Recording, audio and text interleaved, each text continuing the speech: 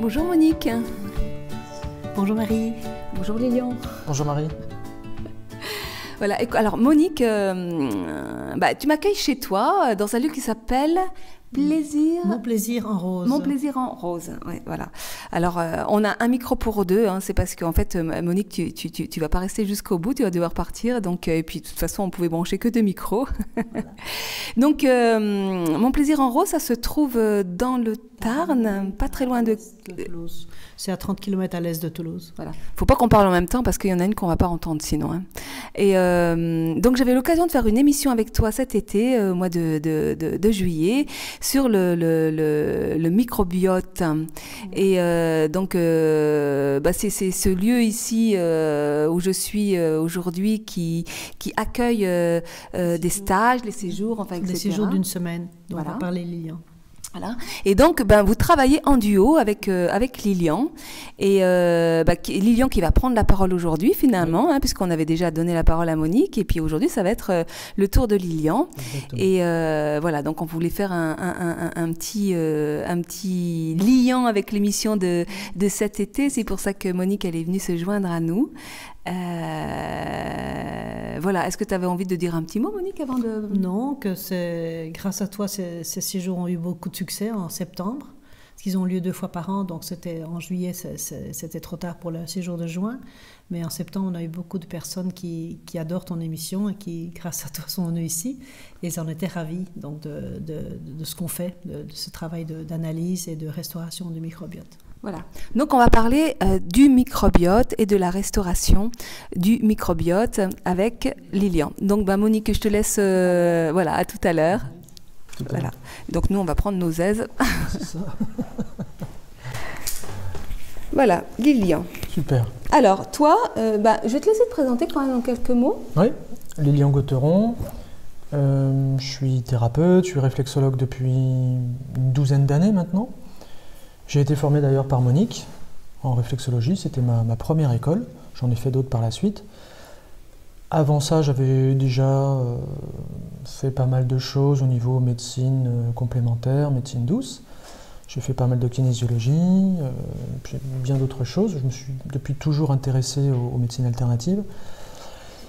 Et la réflexologie, ça a été mon premier coup de cœur. Donc je me suis lancé à fond et je suis installé à Toulouse en cabinet depuis 10 ans environ. Je suis quartier Saint-Cyprien. J'ai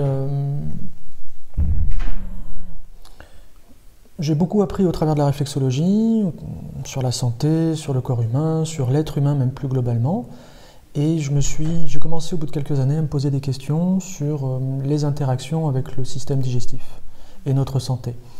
C'est vrai que je me rendais compte que certaines personnes qui venaient me voir, la réflexologie les aidait au niveau digestif, mais ça ne tenait pas toujours dans le temps. C'est-à-dire que ça leur faisait du bien peut-être une semaine, 15 jours, 3 semaines, et les problèmes se réinstallaient petit à petit. Donc je me suis posé des questions, je me suis dit qu'il y avait certainement quelque chose qui venait interagir avec ça et qui venait remettre en dysfonction ce système. Puis, un jour, puisque je suis en association sur le cabinet avec un ostéopathe, on est très proches, on travaille ensemble depuis des années, il participe à une conférence sur Toulouse d'ostéopathes où est invité un médecin ostéopathe qui s'appelle le docteur Donatini, qui est gastro-entérologue au départ. Il m'en fait part, il me raconte un petit peu cette intervention qui l'a marqué, qui lui a beaucoup plu. Et moi, ça me met la puce à l'oreille. Tout de suite, ce qu'il me dit, c'est vraiment un médecin qui s'est intéressé au microbiote, à la flore intestinale et digestive depuis de nombreuses années. Même avant, ça a été l'un des précurseurs. Et je regarde un petit peu sur Internet, je m'intéresse à ce qu'il faisait. Ça me parle bien, et puis on décide d'aller tous les deux, d'ailleurs, avec mon collègue, en formation. C'était 2 mois après, pas très loin, à Carcassonne, donc c'était vraiment l'occasion. Et là, je commence une première formation où je me dis, effectivement, c'est ça, qui vient interagir avec le système digestif, avec notre digestion, notre confort digestif. C'est ce microbiote qui permet que les choses se passent bien ou pas. Ça, c'est le premier point. Ça a été vraiment la porte d'entrée pour moi. D'accord. Et après, plus largement, ce microbiote, il va interagir, c'est ce que de nombreuses études montrent depuis maintenant quelques années, avec les autres systèmes, les autres fonctions, que ce soit les fonctions métaboliques, cardiovasculaires, le système urinaire également. Voilà, il est partout, ce microbiote. Ces bactéries, ces virus qui nous habitent sont partout et interagissent vraiment sur tous les plans, également au niveau de notre psychisme, de nos émotions, de notre anxiété. Ça, c'est ce qu'on a vraiment compris il y a quelques années. Il y a vraiment des expériences intéressantes qui ont été menées sur des petites souris, sur des échanges de microbiotes, des échanges de flore, notamment entre des souris peureuses et des souris aventureuses, et ils se sont rendus compte qu'elles ont changé de comportement. Les comportements se sont inversés en même temps que les microbiotes à ce niveau-là. Ah oui, ça c'est très très intéressant. Et également sur l'obésité, le surpoids, l'obésité, idem, ils ont inversé les microbiotes de souris obèses avec des souris normales. Elles ont changé leur indice de masse corporelle. Les obèses sont redevenues normales et vice-versa. Oui, alors c'est vrai que moi, ça fait quand même quelques années que j'entends parler de plus en plus des intestins comme étant notre cerveau émotionnel, et que 80, allez, pour pas dire 100% de nos maladies viendraient de nos intestins, et donc d'un déséquilibre, ce qu'on appelle une dysbiose intestinale. Ça peut être une dysbiose, effectivement. On peut considérer que les problèmes commencent là, avant de se répercuter, soit sur le système digestif, c'est le premier touché, on va dire, mais également sur le métabolisme, avec des problèmes de cholestérol, d'hypertension, d'inflammation, de graisse viscérale, de graisse hépatique, hein, de cette région-là, ou sur d'autres systèmes. Ça commence dans le tube digestif. Voilà. Donc il faut vraiment s'intéresser. Alors on l'appelle le deuxième cerveau pour plusieurs raisons. La première, c'est qu'il y a beaucoup de neurones. On s'est rendu compte il y a quelques années qu'il y avait 150 à 200 millions de neurones. C'est quand même le cerveau, c'est la taille d'un cerveau de chien ou de chat. Donc c'est vraiment un petit cerveau délocalisé qu'on a sur place, qui permet de traiter les opérations courantes, locales. Hein. Ça évite d'avoir plus de chemin à faire, donc c'est vraiment une annexe. Et effectivement, on se rend compte que, à la fois donc, sur le plan neurologique, c'est très important, et puis même sur le plan endocrinien, on va avoir des hormones, notamment des hormones de bien-être, la sérotonine qui est fabriquée à 80% par le côlon. Donc s'il y a des flores excessives dans le côlon, on peut avoir des baisses de synthèse de sérotonine et avoir des états de déprime, de dépression légère à moyenne sur la durée, de manière chronique. Ouais. Et la sérotonine, elle agit aussi dans le sommeil, non? Alors, oui, c'est une des grandes hormones de bien-être, mais ce qui était vraiment absolument inconnu il y a encore quelques années, c'est vraiment que ce soit le côlon en fait qui la fabrique. D'accord. Voilà. Et donc toute la flore côlique qui est très importante, sa qualité, sa quantité, son équilibre va vraiment donner aussi l'état psychologique de la personne. Dans quel état d'esprit on se situe? Est-ce que émotionnellement on se sent plutôt en forme, ou plutôt un peu fatigué, ou un peu pas trop le moral, etc. Ça va agir sur tous nos états émotionnels. Alors, c'est vrai que par rapport à l'alimentation, du coup, ça implique... alors, moi, ce que je me suis rendu compte quand même, c'est que très souvent, quand on veut changer d'alimentation pour aller vers une alimentation un peu plus riche en légumes et en crus, oui, on se retrouve dans le cercle vicieux, parce que quand on a une dysbiose intestinale qui génère très souvent des inflammations, fait qu'on ne va pas pouvoir manger beaucoup de crus, et notamment de crudités, parce que les fruits, encore à la limite, ça passe parce que les fibres sont douces, mais dès qu'on va dans des légumes avec des fibres plus dures, Et moi, personnellement, je suis passée par là il y a quelques années en arrière. Aujourd'hui, je mange du cru sans aucun problème. Oui. Mais à l'époque, dès que je mangeais du cru ou un petit peu Ouais. trop de fibres, Oui. j'étais pliée en quatre de Oui. douleur. Et oui, c'est surtout les sucres, hein, effectivement, contenus dans certains fruits ou dans certains légumes qui sont non digestes, donc fermentables, donc qui créent des gaz et qui génèrent des tensions et des douleurs abdominales ou digestives. C'est ce qu'on appelle les FODMAP. Donc on va avoir tout un... On a un équipement enzymatique qui n'est pas optimal, hein. On ne peut pas tout bien digérer. Les choux, les légumineuses, par exemple, c'est l'image un peu des flageolets, voilà, qui génèrent beaucoup de fermentation, et du chou, parce qu'ils sont riches en sucre fermentable, fermenticible, et du coup, ça va générer des ballonnements qui peuvent générer beaucoup de douleurs, puisque ça peut être vraiment très volumineux en termes de gaz. Donc ça, c'est l'orientation alimentaire, effectivement. Déjà, les gens qui vont souffrir un peu de troubles digestifs, de ballonnements, de douleurs abdominales, de maldigestion, quand on va orienter sur un régime pauvre ou allégé en FODMAP, hein, fermenticible, oligosaccharides, disaccharides, and polyol, du coup, déjà, ça va baisser les fermentations. Ça, c'est l'aspect digestibilité de nos aliments. Après, le cru, effectivement, va être un peu plus fermentable.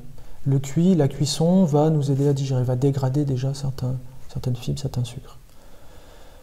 Le blanchiment peut être intéressant. Blanchir, ça permet de garder un certain croquant aussi sur certains légumes, et donc de garder les vitamines, les minéraux, mais en même temps d'évacuer un certain nombre de sucres indigestes. Donc le blanchiment, ça consiste à À tremper faire bouillir Ouais. 3 à 5 minutes dans de l'eau bouillante. Voilà. On va avoir... Alors, le cru, c'est vrai que c'est une orientation qui n'est pas toujours évidente pour tout le monde à passer ce cap que tu as passé il y a quelques années. Et souvent, ça demande, enfin, justement, par rapport à ces déséquilibres intestinaux, ça demande à y aller progressivement. Voilà, complètement. Parce que c'est une adaptation. C'est une adaptation, et puis l'idée, c'est que quand on a une inflammation intestinale, les fibres, ça peut l'augmenter. Ça augmente, et c'est ce qui fait que ça génère des douleurs, en fait. C'est pas et toujours... donc, mais en même temps, pour gérer et permettre à cette inflammation de disparaître, il s'agit de faire des apports en minéraux aussi. Donc, on est un peu dans ce cercle vicieux. Comment amener des minéraux en abondance pour faire disparaître pour guérir cette inflammation. Donc, c'est un peu le cercle vicieux. Au niveau alimentation, nous, on va privilégier, pour les gens qui souffrent du digestif, une alimentation plutôt cuite, en légumes notamment. Effectivement, on va perdre en minéraux et en vitamines. Cependant, il vaut mieux digérer en ingérant des choses cuites, plus pauvres en minéraux et en vitamines, qu'on va pouvoir mieux absorber, que manger du cru, si on n'absorbe pas bien déjà au départ, si on n'assimile pas bien, et mal fermenté. C'est pas parce qu'on va être à 100% des apports de minéraux et de vitamines sur un légume cru, par exemple, qu'on va l'absorber. C'est là où il faut voir, il y a plusieurs étapes. Il y a l'alimentation, c'est ce qu'on met dans la bouche, la diététique, la nutrition. Il y a la digestion, c'est quand c'est dans le tube digestif, toutes les opérations de digestion, qui vont commencer dans la bouche, dans l'estomac, dans le duodénum, etc., dans le tube, dans l'intestin grêle. Très importante. Et puis il y a l'absorption. Est-ce qu'à un moment donné, quel est l'état de la muqueuse par rapport à son âge, etc. Qu'est-ce qui va passer pour aller venir nourrir nos cellules, se faire transformer, etc. par le foie et autres. Bon. Donc il y a vraiment ces 3 étapes qu'il faut avoir en tête, en fait. Et une fois de plus, l'alimentation, alors le crudivorisme, il y a des gens pour qui ça va bien, d'autres pour qui c'est pas possible, clairement. Et il y a vraiment, comme tu dis, une étape d'adaptation. Il faut le faire souvent lentement et doucement. Après, donc nous, ce qui va nous intéresser, c'est les 2 étapes d'après, c'est vraiment comment vous digérez, comment vous absorbez. Hier, Monique m'expliquait que tout se passait dans un petit carré de 20 cm entre l'estomac et le... Enfin, qu'il y avait plein de choses là qui se passaient. Ouais, duodénum, jéjunum. C'est vrai que la première partie du grêle, enfin les 2 premières parties du grêle, sont les parties les plus importantes en termes d'absorption. C'est là qu'on va absorber les minéraux, les vitamines, les sucres notamment. Les protéines, c'est beaucoup plus facile, c'est un peu plus loin. Donc nous, on va orienter vraiment plutôt sur une alimentation adaptée. L'idée, c'est par différentes mesures, ce médecin, Donatini, là, ce gastro-entérologue, a vraiment développé une approche d'évaluation d'abord. Il dit que si on mesure rien, on peut rien faire. D'abord, il faut mesurer, évaluer, voir comment ça se passe. Donc c'est très personnalisé. Et en fonction de toutes ces mesures, de toutes ces évaluations, on va proposer une orientation alimentaire personnalisée en fonction de votre digestion, de votre absorption. Donc il n'y a pas de grand principe, si vous voulez. Il n'y a pas de règles générales ou de conseils pour tout le monde. On est tous différents, on est fait de la même manière, mais en même temps on est tous différents. Et donc l'idée c'est vraiment ça, c'est d'aller s'adapter aux conditions de chacun. Parce que la plupart des gens, en vieillissant, ont des fleurs excessives, c'est dans l'ordre des choses. Elles se développent au fil de la vie, elles gagnent du terrain. Je me souviens, il y a longtemps, Donatini même disait avec humour qu'à la fin, c'est elle qui gagne. Elle nous recycle. Oui. Elles sont là, c'est comme ça. On ne peut pas vivre sans. Elles ont certaines utilités ou pas.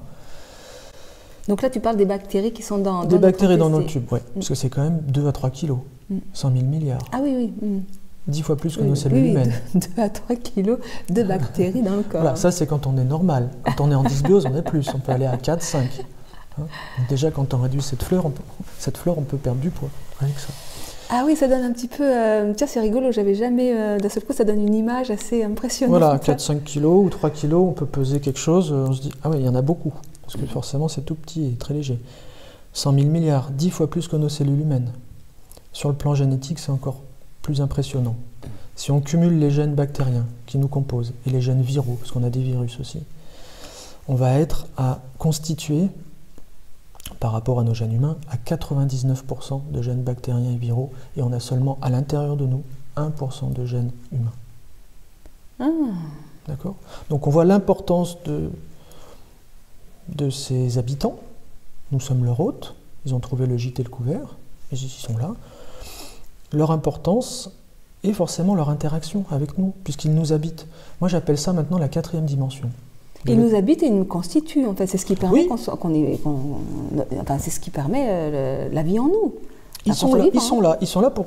Au départ, les bactéries en nous sont là pour nous aider à éliminer nos déchets, mais pas pour manger à notre place. Oui. Parce que si elles remontent, si elles sont trop importantes dans le haut du digestif, elles vont manger à notre place. Elles sont dans notre assiette, au lieu d'être dans la fosse septique, pour nous aider à recycler nos déchets, à les éliminer, à les transformer. Donc l'idée c'est vraiment de s'intéresser à ça, d'évaluer pour voir où est-ce qu'elles sont, en quelle quantité, de quelle famille on parle, et après de chercher à rééquilibrer. C'est souvent des excès. Comme j'ai dit tout à l'heure, en vieillissant, ça va augmenter. Et puis après, donc ça c'est les bactéries dites normales, ou qui sont là depuis longtemps, qui nous habitent. Donc, on a des bonnes relations avec elles, mais il ne faut pas qu'elles soient en trop grande quantité quand même. Après, on peut avoir d'autres types de flore plus agressifs, plus nocifs. Là, c'est ce qu'on appelle les indésirables. Donc là, quand on les retrouve sur le terrain digestif, on va chercher à les éliminer complètement. Pas à les réguler, à les rééquilibrer, à les éliminer. Alors, parce que tout à l'heure, tu parlais de mesurer, d'aller mesurer des choses. Oui. Donc, Monique explique que on va aller mesurer le taux de fermentation qu'on a dans le corps. Oui. Et donc ça, c'est lié à certaines bactéries Toutes les bactéries font du gaz. D'accord. Quand elles mangent, quand elles consomment, elles vont faire des déchets gazeux notamment, puis qui vont se transformer en graisse et en alcool. Donc ce qui vient aussi graisser beaucoup l'abdomen. D'accord. On va retrouver des gens, j'ai eu quelqu'un hier en cabinet un peu sur ce terrain-là, qui vont prendre du poids même en mangeant des végétaux, en mangeant beaucoup de salades par exemple. C'est un peu paradoxal ce que je veux dire, mais la salade les fait grossir, par maldigestion. Ils ne la digèrent pas bien, elle est riche en sucre. Ce sucre est consommé par les bactéries trop importantes sur le haut, qui vont se transformer en graisse et en alcool, et qui vont venir graisser l'abdomen. Voilà, c'est quelqu'un qui a pris 14 kilos, je crois, elle me disait, en 4 ans, alors qu'elle mange très équilibré, beaucoup de végétaux, beaucoup de végétaux. Donc c'est pas adapté à tout le monde. Parce qu'une fois de plus, on met dans la bouche, mais qu'est-ce qui se passe après? Comment ça digère? Et en plus, après, comment on absorbe? Bon. Donc on va évaluer en fait ce microbiote par un test gazeux. On fait souffler les gens dans un ballon. L'air expiré contient nos gaz digestifs. 70% de nos gaz digestifs sont expirés, sortent par nos poumons. C'est ce qui donne des haleines odorantes ou malodorantes chez certaines personnes. Ou quand on mange de l'ail ou de l'oignon, on a beau se brosser les dents, on sent toujours l'ail ou l'oignon. Parce qu'il est dans notre sang. Les molécules sont dans notre sang et elles sont évacuées par les poumons. Grand émonctoire. Bon. Donc quand on souffle, on recueille ces gaz issus de ces bactéries, voilà, de notre tube digestif. On le fait d'abord à jeun. Ça, c'est le test respiratoire mis en place par Donatini. On le fait d'abord à jeun. Après, on donne du sucre. On mesure. Donc, avec un gazomètre, ce ballon, on le branche à une machine qui est un gazomètre, c'est une machine industrielle, qui est très très précise. On est au 10 millionième de particules. Ça permet vraiment donc de mesurer ces flores et de voir quel type de gaz on a, en quelle quantité, et donc d'évaluer nos flores actives à jeun et après sucre, puisqu'on fait un deuxième test respiratoire, on donne une certaine quantité de sucre, et on ressouffle 2 heures après la personne pour voir ce sucre, comment il a circulé dans notre tube digestif et quelle famille il est venu rencontrer, qui l'a fait réagir. Donc quel gaz ça va produire, ce sucre-là. Ce qui nous permet d'avoir une bonne idée chez la personne d'absorption de digestion des sucres. Pardon. Est-ce qu'elle digère bien les sucres? Est-ce qu'elle peut aller vers une alimentation riche en sucre rapide? Les végétaux, les fruits en sont porteurs. Ou est-ce qu'au contraire, elle doit la limiter? Voilà. Après, on fait d'autres tests. C'est assez complet. On va regarder les bactéries en bouche. On va s'intéresser beaucoup à la bouche, puisque c'est la porte d'entrée du tube. Donc, avec une lampe à UV, on regarde les bactéries dans la bouche, s'il y a tel ou tel terrain. Voilà, tout un tas de tests qui vont nous permettre une évaluation à maxima de notre fonction digestive. Comment se passe la digestion? On va regarder, on va s'intéresser aux virus également, beaucoup. Puisque ça, c'est un petit peu les grands tolérés de notre corps et de la médecine. La médecine sait qu'on est porteur de certains virus qui restent en nous, mais différentes approches considèrent que ces virus vont porter à conséquence sur la durée, 10 ans, 20 ans, 30 ans, etc. Au fil de la vie, ils vont se développer, ils vont dégrader certaines de nos fonctions, notamment nerveuses. Ils vont venir altérer nos fonctions du système nerveux. Donc on va s'intéresser à tout ça et on va chercher à traiter en fonction, à donner les conseils d'alimentation, alimentaire adaptés, également à réguler, donc rééquilibrer cette flore avec des huiles essentielles et du mycélium notamment, des écorces, et puis traiter éventuellement le terrain viral avec de l'immunostimulation, notamment à base de mycélium. Voilà.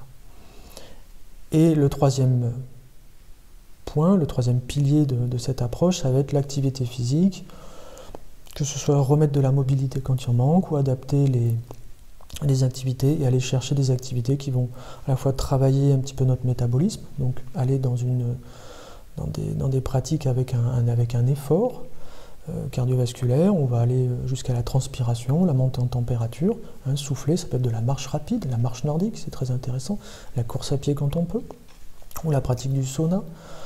Déjà de monter en température, de transpirer, le vélo, c'est ces choses un petit peu d'endurance et où le cœur monte en... Parce que finalement, dans l'activité sportive, enfin physique, oui, ce qui va être recherché, c'est la montée en température. Aussi, pour l'aspect, pour lutter contre nos microbes. Puisque c'est le syndrome, c'est le syndrome de la fièvre. C'est-à-dire que quand on a une syndrome grippal, quand on a la grippe, on monte en température. C'est ce qui permet d'aider notre immunité à éliminer les agents pathogènes. C'est le même principe. Et puis on transpire. Quand on monte en température, on transpire. Donc on fait travailler aussi son métabolisme, son foie, etc. On élimine les minéraux. Ça va aider son système nerveux. Ça va l'aider à se reconstituer. Hein. Notre système nerveux autonome, notamment sur le sympathique. Donc ça c'est très, très intéressant. De toute manière, on est des êtres, à la base, faits pour la mobilité.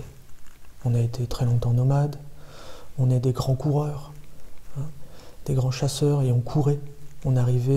Les théories actuelles, c'est qu'on arrivait on piégeait les animaux, bien sûr, mais on arrivait aussi à les attraper à la course. On n'arrivait pas à courir plus vite qu'eux, mais on courait plus longtemps. Donc c'était sur l'endurance. Regardez aujourd'hui les sports extrêmes d'endurance. Ils courent jusqu'à 180 km, le Tour du Mont Blanc. C'est énorme, sur 26 heures pour les plus rapides. Donc on a des capacités d'endurance extraordinaires. On est fait comme ça. Et c'est ce qui nous a permis de survivre au fil des millénaires. Donc on est fait pour bouger. Voilà, c'est la mobilité. Donc il faut le rappeler, dans une époque où on est très sédentaire. Oui. Voiture, chaise de bureau, canapé. On en a besoin pour être en santé. Et notre tube digestif en a besoin aussi. C'est-à-dire que le fait de bouger, de marcher, la mobilité va nous aider à digérer. Il y a tout un tas de gens qui vont, suite à la reprise d'activité physique, vont retrouver un meilleur transit. Ce n'est pas seulement par l'aspect mécanique du diaphragme qui vient masser les viscères, mais c'est aussi sur l'aspect de transpiration, de mobilité, qui vont générer la vidange de l'estomac et qui va libérer le côlon. Le côlon va se vider beaucoup mieux. Parce qu'il y a tout un tas de mécanismes dans le tube digestif qui font que ça marche bien ou que ça va se bloquer à un moment donné. Il y a des interactions et des interdépendances. Voilà. Ok, donc en fait c'est intéressant et notamment l'exemple que tu donnais tout à l'heure, c'est-à-dire qu'on peut effectivement manger sain, cru, etc. Si au niveau de la flore intestinale, au niveau de notre biotope, oui. Il y a des déséquilibres, eh bien ça peut générer oui. de l'indigestion, du oui. surpoids, oui. voire tout un tas de... Et de l'inflammation aussi, voilà. Si on digère mal. Malheureusement, l'alimentation ne fait pas tout. Pas toujours tout. Voilà. Ouais. C'est mieux de manger sain, de manger des légumes, effectivement, crus ou cuits selon les digestions, de manger local, de manger de saison, de manger des produits de la terre, donc plutôt orientés bio, bien sûr, parce qu'ils ont été en contact avec certaines bactéries de la terre qui ont pénétré le légume, c'est les endobiotes, ce qu'on appelle. Donc quand on mange ces légumes-là, on s'enrichit sur ces endobiotes qui sont intéressants, on les connaît depuis très longtemps. Donc il y a vraiment une symbiose,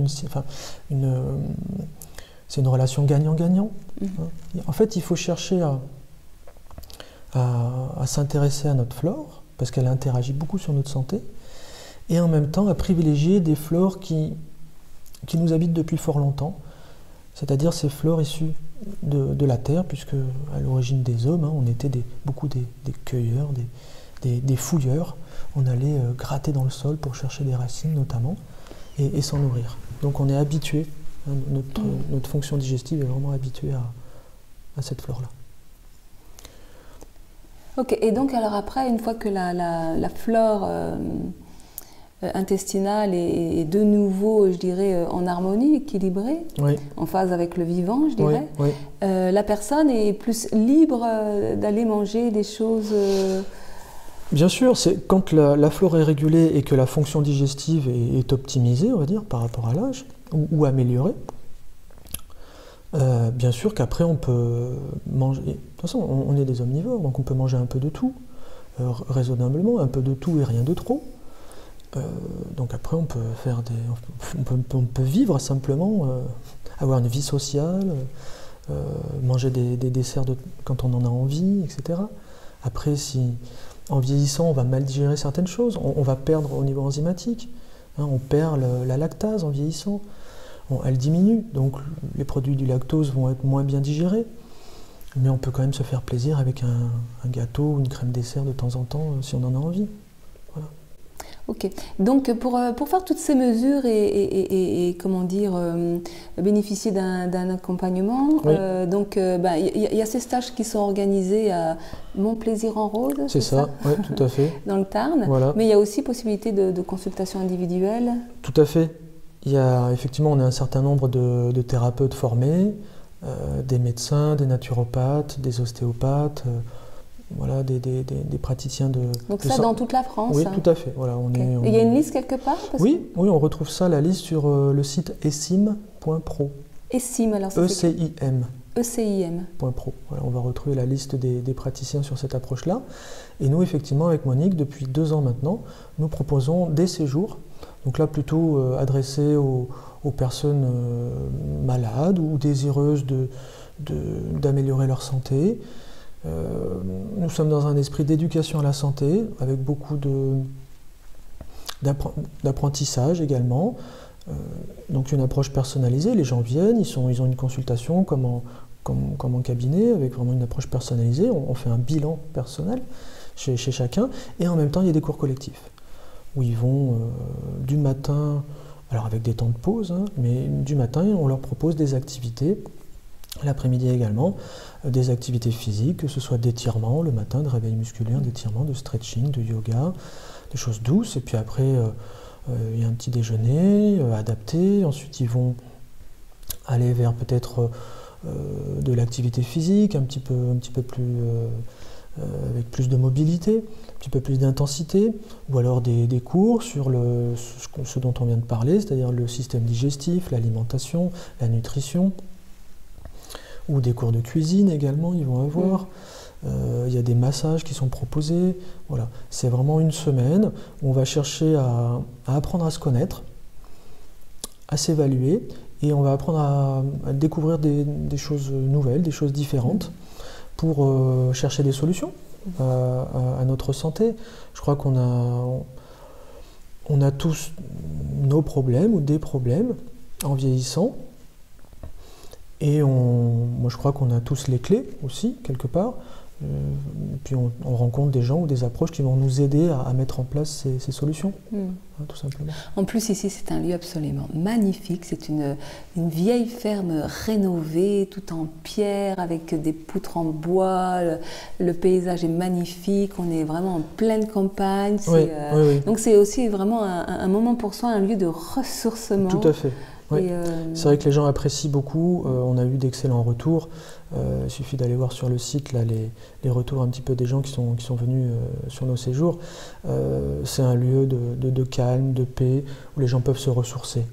C'est un petit peu l'idée aussi, c'est de se mettre au vert un peu quand il y a besoin, et de faire une coupure par rapport à sa vie quotidienne, et à un moment donné d'être dans une bulle, d'être immergé, à la fois pour se faire du bien et puis aussi apprendre à se connaître et apprendre des choses nouvelles qui vont